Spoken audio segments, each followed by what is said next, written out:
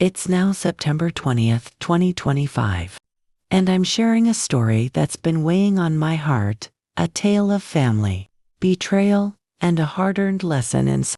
If you're tuning in, please subscribe and drop a comment letting me know where you're watching from.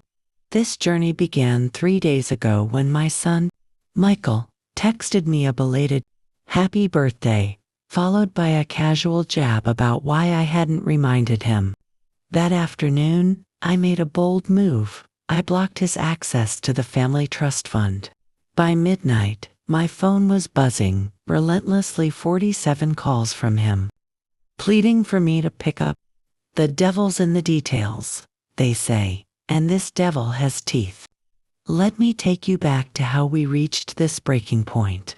3 months ago, I'd describe myself as a dedicated mother though. Looking back, doormat with a wallet might be more accurate. At 68, I'd spent decades as the financial backbone for my adult children, losing sight of what it meant to set boundaries. When my husband Robert passed 5 years ago, he left us with a substantial inheritance. It was enough to support Michael and his wife, Nora, in their lavish Westchester home, cover their children's private school fees, and fund Nora's extravagant shopping habits. I lived quietly in our old Park Avenue apartment, the same place Robert and I had shared for 3 decades. Every Sunday, I'd drive out for family dinners. Every holiday or milestone brought another check from me, written without hesitation. I thought I was showing love. In hindsight, I was naive. The red flags had been waving for months. Michael's calls dwindled to requests for money. Nora barely acknowledged me during visits, too absorbed in her phone or planning their next home upgrade. My grandchildren, Emma 12 and Jake 14, were polite but distant, treating me like a duty rather than kin. I brushed it aside, clinging to the belief that family loyalty and sacrifice equaled love. I was wrong. The day before my birthday, I shopped for ingredients to bake Michael's favorite chocolate cake, a tradition since he was 5. My arthritic hands struggled with the mixer, but I pushed through, hoping to rekindle some warmth. I texted him, "Cake's ready whenever you'd like to visit." No reply came. I waited all day, peeking out the window at every passing car, my heart jumping at every phone buzz. Morning turned to night, and the cake sat untouched for 3 days, growing stale like my fading hope. On the 4th day, I tossed it into the garbage disposal, tears stinging my eyes as I let go of that illusion. That's when the truth hit me like a thunderclap. My son had forgotten my birthday, not delayed it, but erased it entirely. I'd spent years prioritizing their needs, bailing Michael out during his first divorce, funding his Italian honeymoon with Nora, and even handing over $200,000 for their house down payment. And this was my reward, silence on a day that should have mattered. As I poured my second coffee, my phone finally lit up with Michael's name. For a fleeting moment, hope flickered. His message read, "Hey Mom, happy birthday. Sorry it's late. You should have reminded me." I stared at it for 10 minutes, a cold resolve hardening where warmth once lived. The old me would have brushed it off with a kind reply, maybe even invited him over. But that version of me had vanished, buried beneath the discarded cake and his dismissive text. I called my lawyer, James Richardson, who'd handled our affairs for 15 years. "James, I need to adjust the family trust," I said, my voice steadier than I felt. "How soon can you revise the distributions?" After a pause, knew about the automatic payments to Michael, he asked what prompted this. I nearly laughed. 20 years of being taken for granted, a forgotten birthday, and a text blaming me for his memory lapse. Let's call it a shift in perspective. James acted quickly. By Tuesday afternoon, the payments to Michael's accounts, covering their mortgage, cars, and Nora's credit cards were halted. I didn't warn them. They'd never questioned the money's source or my ability to sustain it. So why should I? For the first time in years, I felt a strange thrill of control. It took 6 days. I was reading in my armchair, savoring tea and silence, when my phone erupted with Michael's calls.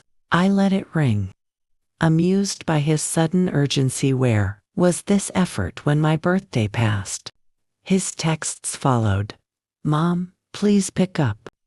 There's a banking error. I poured wine and watched the calls. Climb 23 by bedtime. +6 from Nora and 14 voicemails. The messages evolved from confusion, there's been a mistake, to worry, the mortgage bounced, to desperation, this isn't funny anymore. We need the money. Not we miss you or we love you, just we need the money. I turned off my phone and slept better than I had in months. The next morning, pounding on my door jolted me awake at 7:30.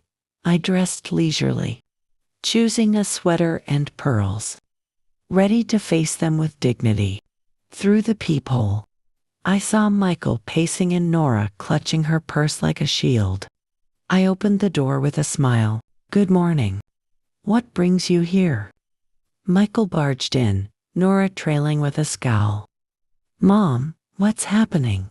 The bank says your transfers stopped. Our payments bounced. I offered coffee, which Nora snapped down. We want answers, not coffee. Why cut us off? Their use of our money struck me, money I'd earned and managed, now claimed as theirs.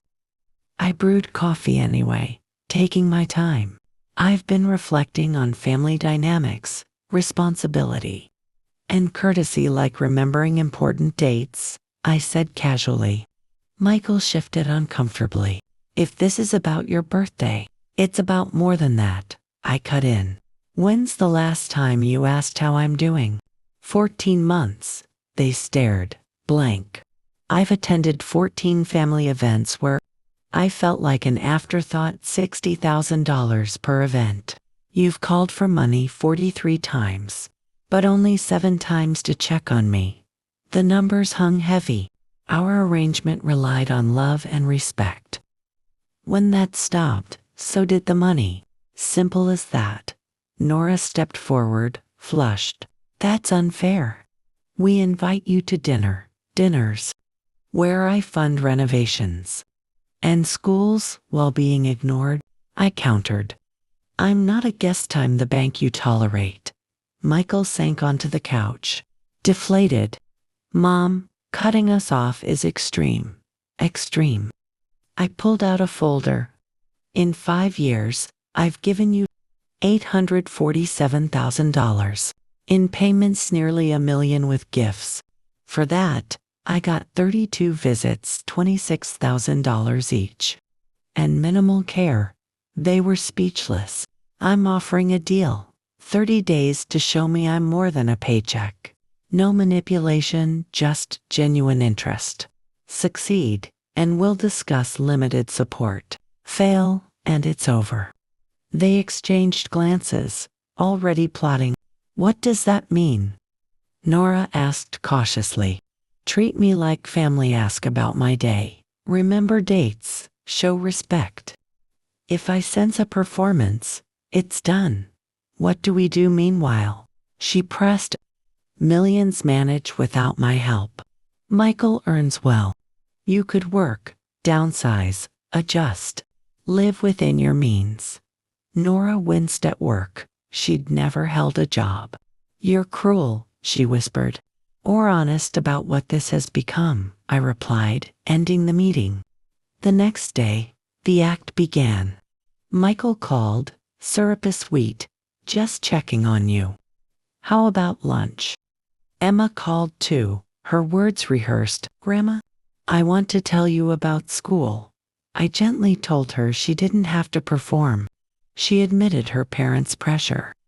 and I reassured her I'd always be her grandmother. Day 5 brought flowers, white roses and lily, with a card from Michael and Nora. I'd never received flowers from them before, but now, with money at stake, they spent lavishly. Nora called, gushing about appreciating me, inviting me for a girls' day. Day 8 brought a letter from Jake, neatly written, praising me, clearly coached. I called Michael out on it, demanding honesty. 2 weeks in, lunch with my friend Margaret revealed more. Nora's telling people you've had a mental breakdown since Robert did impulsive decisions, needing management, she said. Stunned, I called James. He confirmed Michael had inquired about my competency. The flowers, calls, letters, it was all a setup to paint me as unstable. Fury replaced hurt. They'd been planning this for years, using my grief post-Robert to build a case. I got a competency evaluation, hired a Patricia Chen, to dig into their finances, and lured them with a promise to restore funds. Patricia's report showed dire debt, credit cards, a second mortgage, tuition arrears, and a secret account, cycling my money. They'd been plotting guardianship since Robert's death. At Friday's dinner, they performed flawlessly toasts until I dropped the truth. With Patricia's report, I exposed their fraud, evicted them from the house I owned, and threatened charges. I rewrote my will, leaving $47 million to charity. Driving home, I felt free. Some lessons are costly, but watching Michael learn respect was worth it. Subscribe, comment, your story matters too.